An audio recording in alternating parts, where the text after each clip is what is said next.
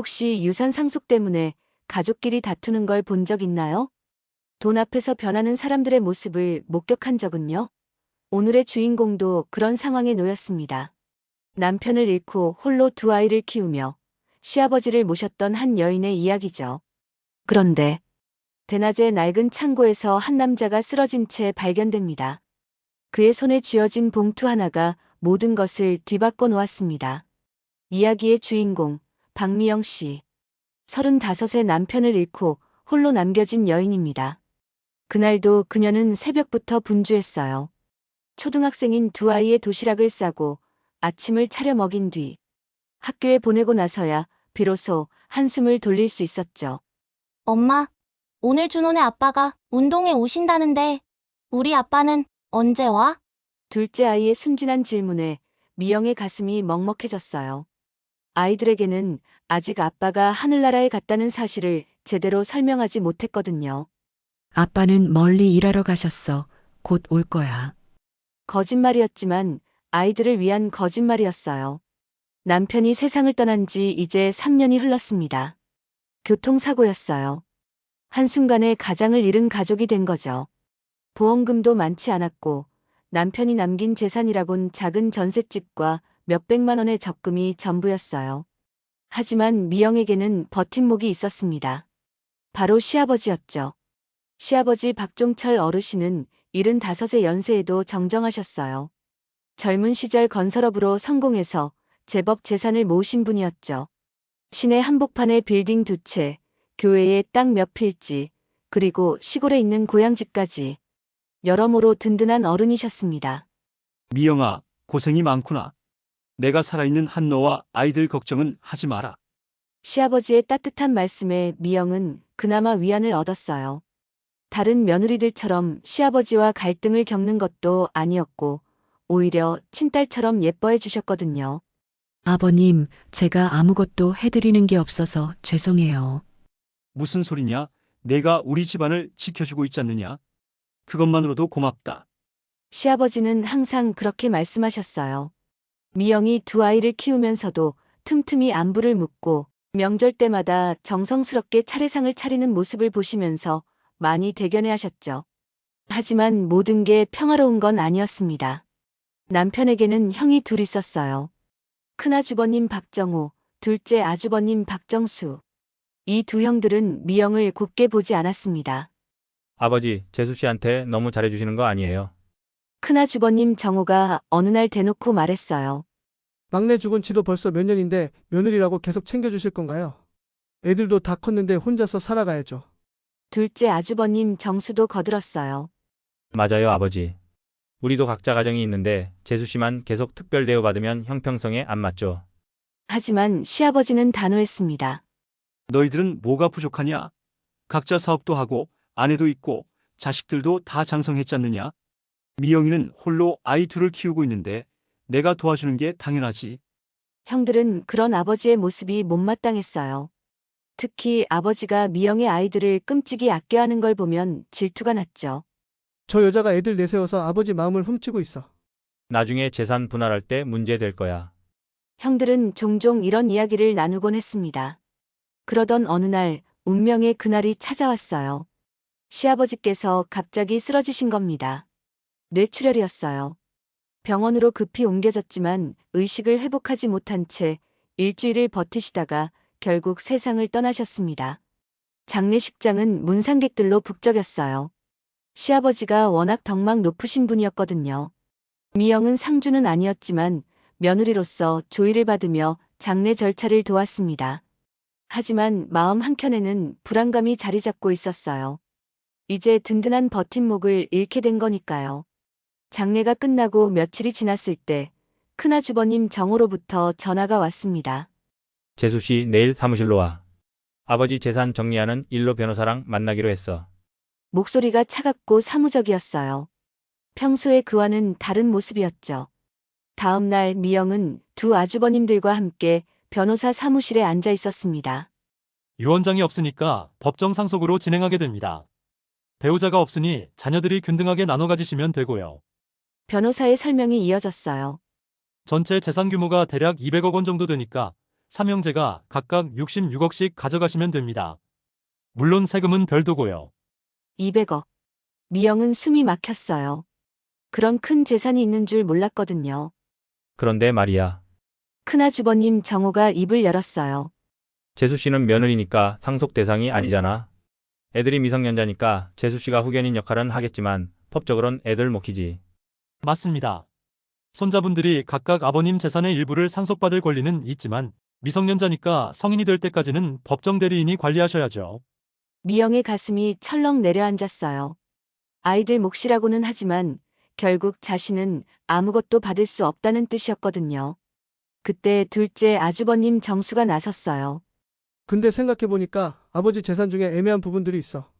명의는 아버지 걸로 되어 있지만 실제로는 우리가 관리해온 것들도 있고. 무슨 뜻이에요? 미영이 떨리는 목소리로 물었어요. 시내 빌딩 같은 경우 내가 10년 넘게 관리해왔거든.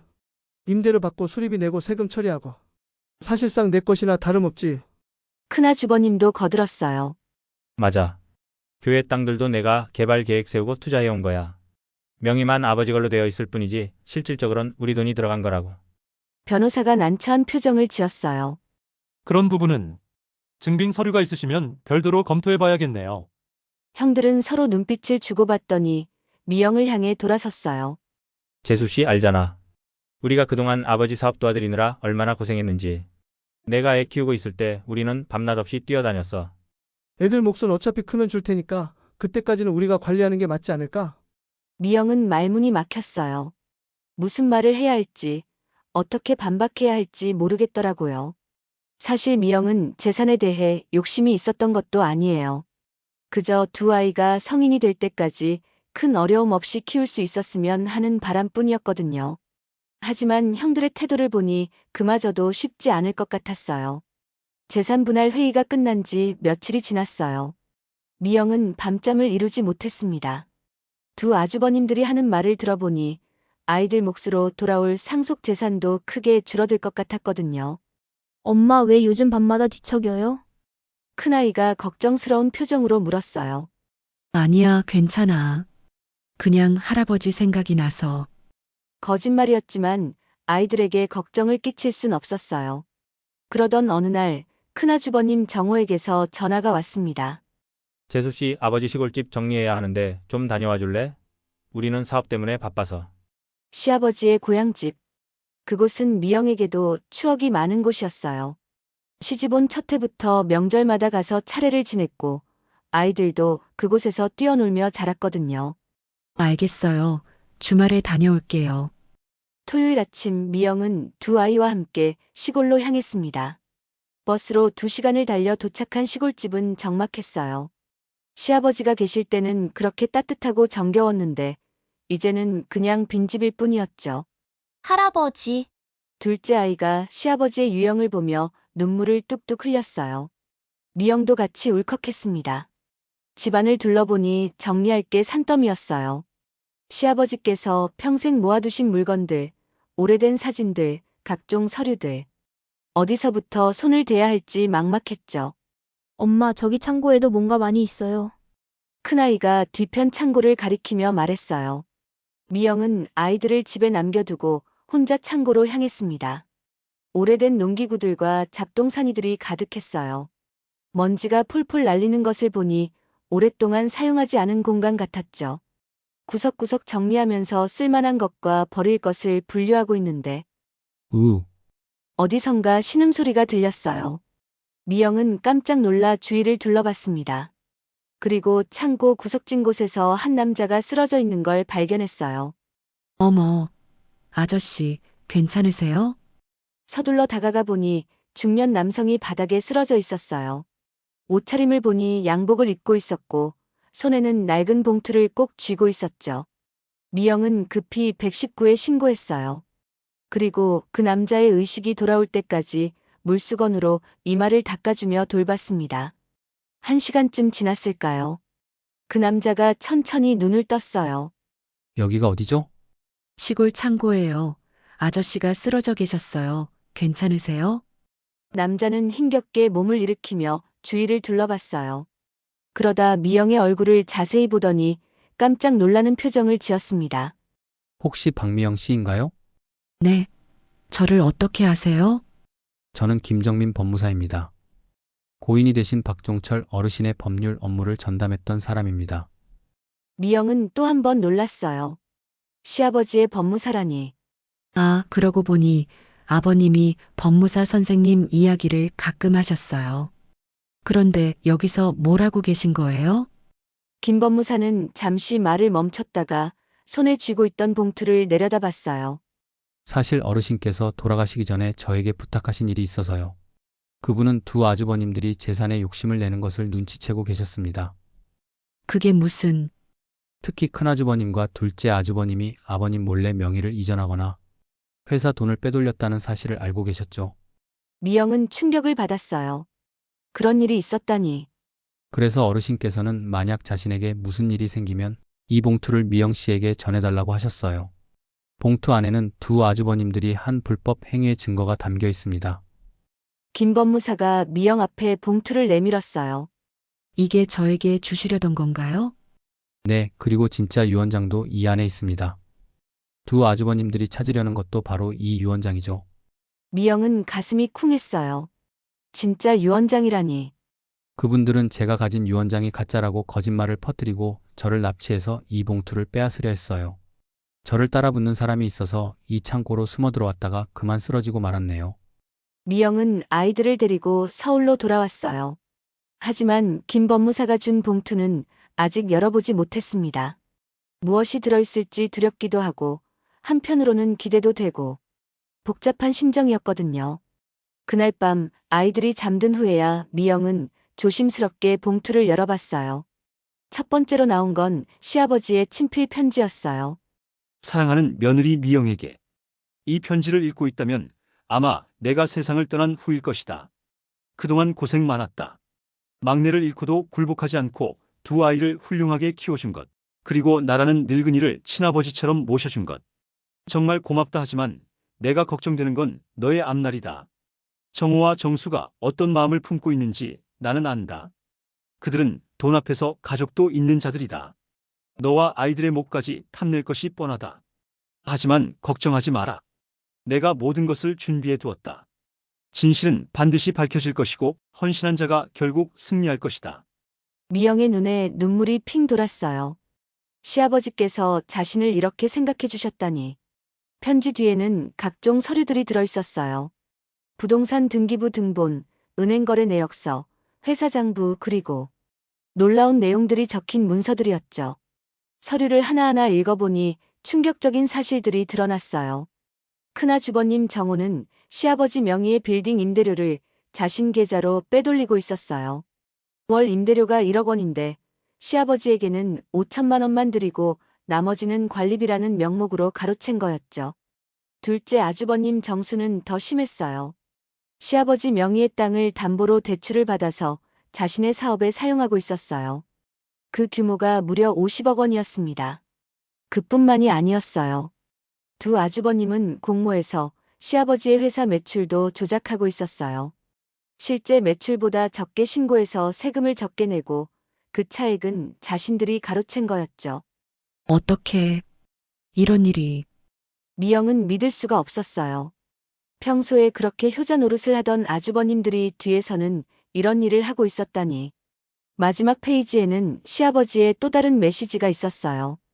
이 모든 증거들은 김정민 법무사가 수개월에 걸쳐 수집한 것들이다. 나는 모든 걸 알고 있었지만 차마 아들들을 고발할 수는 없었다. 하지만 내 사후에까지 그들의 욕심이 너와 아이들에게 피해를 준다면 이 증거들을 사용해도 좋다. 다음 날 미영은 김 법무사에게 연락했어요. 선생님, 봉투 안에 서류들을 다 봤어요. 이걸로 정말 뭔가 할 수 있는 건가요? 물론입니다. 하지만 그 전에 미영 씨께 한 가지 물어보고 싶은 게 있어요. 뭔가요? 정말로 이 길을 가실 건가요? 한번 시작하면 되돌릴 수 없어요. 가족과의 관계도 완전히 틀어질 거고 법정 싸움도 길어질 수 있습니다. 미영은 잠시 망설였어요. 하지만 곧 마음을 굳혔습니다. 선생님, 저는 재산이 탐나서 이러는 게 아니에요. 하지만 제 아이들이 받아야 할 정당한 몫까지 빼앗기면서 가만히 있을 순 없어요. 좋습니다. 그럼 우선 아주버님들에게 마지막 기회를 한번 주는 게 어떨까요? 진실을 알고 있다는 걸 암시하면서 합리적으로 상속을 진행하자고 제안해 보는 거죠. 그런데 만약 그분들이 끝까지 버틴다면요? 김 법무사가 의미심장한 미소를 지었어요. 그럼 그때는 어르신께서 준비해 두신 특별한 선물을 공개하게 되겠죠. 며칠 후 미영은 두 아주버님께 따로 만나자고 연락했어요. 아주버님, 상속건으로 다시 한번 이야기해 볼 일이 있어서 연락드렸어요. 큰아주버님 정호가 짜증스러운 목소리로 대답했어요. 또 뭔 소리야? 이미 다 정리된 거 아니야? 애들 몫은 성인 될 때까지 우리가 관리하기로 했잖아. 그런데 말이에요. 제가 시골 창고를 정리하다가 좀 이상한 걸 발견했거든요. 순간 전화기 넘어가 조용해졌어요. 뭘 발견했다고? 둘째 아주버님 정수의 목소리에 긴장감이 묻어났어요. 아버님이 남겨두신 서류들이요. 그냥 한번 같이 봤으면 해서요. 무슨 서류? 직접 보시면 아실 거예요. 내일 오후에 만날까요? 다음 날 오후 카페에서 만난 두 형의 표정은 평소와 달랐어요. 뭔가 불안해하는 기색이 역력했죠. 그래서 뭘 발견했다는 거야? 미영은 가방에서 서류 몇 장을 꺼냈어요. 물론 전부 다는 아니고 일부분만요. 이걸 좀 보세요. 큰아주버님이 서류를 받아보더니 얼굴이 창백해졌어요. 빌딩 임대료 관련 은행 거래 내역서였거든요. 이게 어디서 나온 거야? 아버님이 다 기록해 두셨더라고요. 아주버님이 임대료를 얼마나 받았고 아버님께는 얼마를 드렸는지. 둘째 아주버님 정수도 자신과 관련된 서류를 보고는 경기를 일으킬 것 같은 표정을 지었어요. 재수 씨 이거 오해하지 마. 이건 다 사업상 필요해서. 아주버님, 저는 다투자고 이런 얘기하는 게 아니에요. 미영이 차분하게 말했어요. 그냥 앞으로 상속 진행할 때 서로 공정하게 하자는 뜻이에요. 아버님 뜻도 그러셨을 거고요. 하지만 두 형의 반응은 예상과 달랐어요. 큰아주버님 정호가 갑자기 목소리를 높였어요. 야, 이게 뭐야? 우리를 협박하려고? 협박이 아니라 아니긴 뭐가 아니야. 그동안 아버지 사업 도와드리면서 얼마나 고생했는데 그거 하나 가지고 문제 삼으려고? 둘째 아주버님도 거들었어요. 맞아. 우리가 관리 안 했으면 그 빌딩이 지금처럼 수익 낼 수 있었겠어? 관리비 받는 게 당연하지. 그리고 땅 담보 대출은 아버지가 직접 승인해 주신 거야. 우리가 마음대로 한 게 아니라고. 미영은 당황했어요. 뭔가 대화가 엉뚱한 방향으로 흘러가고 있었거든요. 저는 그냥 그냥 뭐가 그냥이야. 결국 돈 더 받으려고 이런 짓 하는 거 아니야? 큰아주버님이 테이블을 탁 치며 일어섰어요. 좋아, 끝까지 가보자고. 내가 뭘 할 수 있는지 해봐. 아주버님, 야, 너 혹시 변호사라도 끼고 있는 거야? 아니면 누가 뒤에서 사주했어? 둘째 아주버님도 흥분하며 말했어요. 어차피 법정에 가면 우리가 이긴다. 우리는 아들이고 너는 며느리야. 상속 서열이 다르다고. 두 형은 그렇게 말하고는 카페를 나가버렸어요. 미영은 그 자리에 혼자 남아 멍하니 앉아 있었습니다. 억울함에 눈물이 핑 돌았어요. 하지만 이내 마음을 굳게 먹었죠. 그래, 좋다. 어디 끝까지 가보자. 우리 아이들의 정당한 몫을 위해서라도 포기하지 않을 거야. 며칠 후 미영에게 큰아주버님 정호로부터 전화가 왔어요. 재수 씨, 변호사 사무실로 와. 이번엔 제대로 정리하자. 목소리가 더욱 차갑고 공격적이었어요. 변호사 사무실에 도착하니 두 아주버님뿐만 아니라 그들의 변호사도 함께 있었어요. 완전히 적대적인 분위기였죠. 미영 씨, 저희 의뢰인들이 말씀하시기를 귀하가 협박성 발언을 했다고 하는데요. 두 형의 변호사가 차갑게 말했어요. 협박이 아니라 사실을 말씀드린 것뿐인데요. 증빙도 없는 서류 몇 장 가지고 상속 과정을 방해하는 건 불법 행위에 해당할 수 있습니다. 큰아주버님이 팔짱을 끼고 말했어요. 우리가 그동안 너한테 잘해준 걸 생각해서 마지막으로 말하는데 딴 생각하지 마. 애들 몫은 성인 될 때 줄 테니까 그냥 조용히 살아. 둘째 아주버님도 거들었어요. 맞아, 괜히 가족끼리 얼굴 붉히지 말고 원래 정한 대로 하자고. 그때였어요. 사무실 문이 열리면서 김정민 법무사가 들어온 거예요. 안녕하세요, 여러분. 두 아주버님이 깜짝 놀라며 일어섰어요.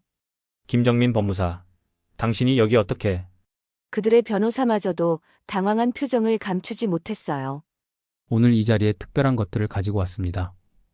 김 법무사가 두꺼운 서류 뭉치를 테이블에 내려놓았어요.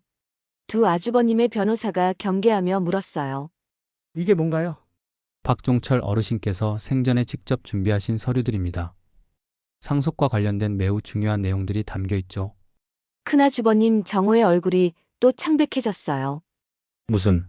무슨 서류? 김 법무사가 서류를 펼치며 차근차근 설명하기 시작했어요. 첫 번째, 정호 씨가 지난 5년간 빌딩 임대료에서 총 24억 원을 횡령한 내역입니다. 모든 거래 기록과 통장 사본이 여기 있어요. 횡령이라니. 그건 관리비야. 관리비라고 하기엔 너무 많지 않나요? 월 4천만 원씩 5년간. 어르신은 이미 모든 걸 알고 계셨어요. 두 번째 서류를 꺼내며 계속했어요. 정수 씨, 당신이 아버님 명의로 받은 대출 50억 원. 이것도 무단으로 한 거죠? 아버님 도장을 위조해서 말이에요. 위조라니. 아버지가 허락하셨어. 그럼 이 녹음 파일은 뭘까요? 김 법무사가 휴대폰을 꺼내더니 재생 버튼을 눌렀어요. 그 대출권은 아버지가 모르게 처리하는 게 좋을 것 같아요. 네, 알겠습니다. 그렇게 진행하겠습니다. 녹음 파일 속에서 둘째 아주버님의 목소리가 선명하게 들렸어요. 이건 불법 녹음이야. 법적 효력이 없어. 하지만 김 법무사는 흔들리지 않았어요. 어르신께서 직접 녹음하신 거예요. 자신의 재산을 지키기 위해서 말이죠. 세 번째 서류를 꺼내며 계속했어요. 그리고 이건 더 심각한 내용입니다. 두 분이 아버님 회사의 매출을 조작해서 탈세한 기록이에요. 지난 3년간 총 30억 원의 세금을 탈루했네요. 탈세라니. 그건 국세청에 이미 신고했습니다. 조만간 세무조사가 나갈 거예요. 순간 사무실이 조용해졌어요. 두 아주버님의 얼굴은 새하얗게 질려 있었고 그들의 변호사도 당황한 기색이 역력했어요. 김 법무사가 마지막 카드를 꺼냈어요. 그리고 이것은 어르신의 진짜 유언장입니다. 유언장? 네. 정식으로 공증받은 유언장이에요. 김 법무사가 유언장을 펼쳐 읽기 시작했어요. 나 박종철은 정신이 온전한 상태에서 이 유언장을 작성한다. 첫째, 나의 모든 재산은 다음과 같이 분할한다. 나의 모든 재산은 내가 생전에 파악한 두 아들의 불법적 횡령 및 탈세 금액을 제외한 후 법정 상속에 따라 분할한다. 단, 불법적으로 재산을 가로챈 자는 해당 금액을 공제한다. 둘째, 며느리 박미영에게는 별도로 30억 원을 유증한다. 이는 그녀가 가족을 위해 헌신한 것에 대한 보답이며 손자들의 양육비 및 교육비로 사용하기 위함이다. 셋째, 만약 나의 아들들이 이 유언에 불복하여 며느리를 괴롭히거나 손자들의 권익을 침해한다면 그들의 상속분은 모두 박미영에게 이전한다. 미영은 믿을 수 없었어요. 시아버지께서 자신을 이렇게까지 생각해 주셨다니. 큰아주버님이 버럭 소리를 질렀어요. 이런 게 어디 있어. 며느리한테 30억이라니. 이건 법적으로 무효야. 김 법무사가 차분히 대답했어요. 유언장은 공증을 받은 정식 문서입니다. 법적 효력이 있어요.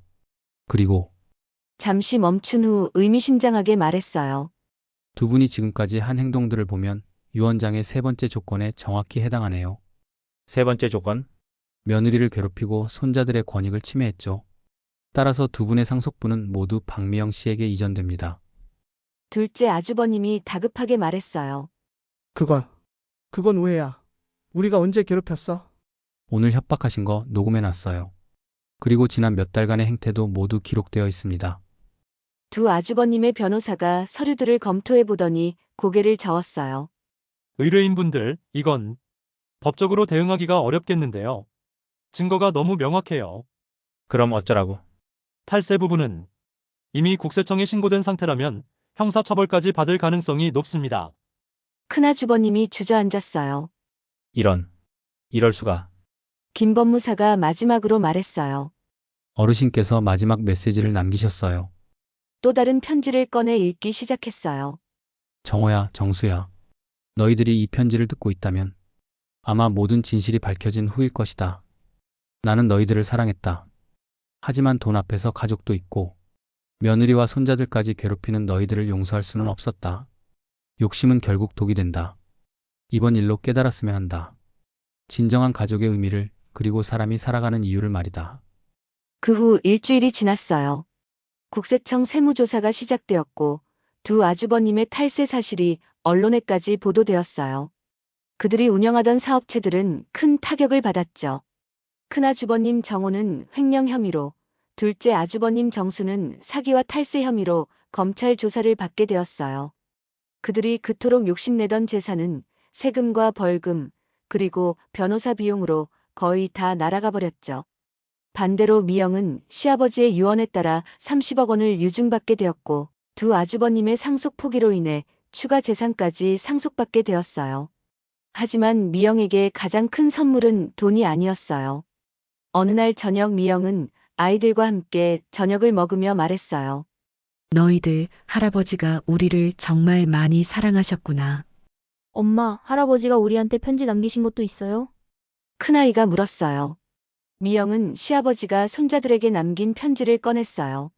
사랑하는 손자들아, 할아버지가 너희들에게 주고 싶은 건 돈이 아니라 가르침이다. 사람은 욕심보다 사랑을, 이기심보다 나눔을 선택해야 한다는 것. 너희 엄마를 보고 배워라. 그것이 진짜 부자가 되는 길이다. 둘째 아이가 눈을 깜빡이며 물었어요. 엄마, 우리가 부자가 된 거야? 미영이 아이를 안으며 말했어요. 그래, 우리는 이미 부자였어. 서로 사랑하고 있으니까. 몇 달 후, 둘째 아주버님 정수가 미영의 집으로 찾아왔어요. 초췌한 모습이었어요. 사업 실패와 법적 처벌로 많이 힘들어 보였죠. 재수 씨, 어머 아주버님, 어떻게 오셨어요? 그동안 정말 미안했다. 내가 너무 욕심을 부렸어. 아버지와 재수 씨를 속이고 정말 낯을 들 수가 없어서 이제라도 용서를 구하려고 왔어. 미영은 정수에게 따뜻한 차 한 잔을 내왔어요. 아주버님도 많이 힘드셨죠? 괜찮아요. 이미 다 지난 일인걸요. 고맙다. 정말 고마워. 정수가 차를 마시며 눈물을 흘렸어요. 아버지 말씀이 맞았어. 욕심은 정말 독이더라. 모든 걸 잃고 나서야 깨달았어. 지나간 일이에요. 이제 새로 시작하시면 돼요. 재수 씨, 정말 대단한 사람이구나. 우리가 그렇게 괴롭혔는데도. 미영이 조용히 말했어요. 아주버님, 저희는 가족이잖아요. 가족은 서로 용서하고 사는 거예요. 그날 밤 미영은 시아버지의 사진 앞에 앉았어요. 아버님, 정수 아주버님이 찾아왔어요. 많이 뉘우치고 계시더라고요. 사진 속 시아버지가 미소 짓는 것 같았어요. 아버님 말씀대로 했어요. 욕심 부린 사람은 벌을 받았지만 그래도 가족이니까 다시 품어 안으려고요. 창밖에는 별이 떠 있었어요. 미영은 그 별을 보며 혼잣말했습니다. 진짜 부자는 돈을 많이 가진 사람이 아니라 사랑을 많이 베푸는 사람이구나. 창고에서 쓰러진 그 법무사는 단순히 서류를 전해준 게 아니라 정의를 전해준 거였습니다. 그리고 미영 씨는 그 정의를 받을 자격이 있는 사람이었고요. 세상에는 정의라는 게 있어요. 당장 욕심쟁이들이 승리하는 것 같아 보여도 결국은 진실이 밝혀지고 선량한 사람이 보상받게 되어 있습니다. 진짜 가족은 혈육이 아니라 진심으로 만들어지는 것이니까요.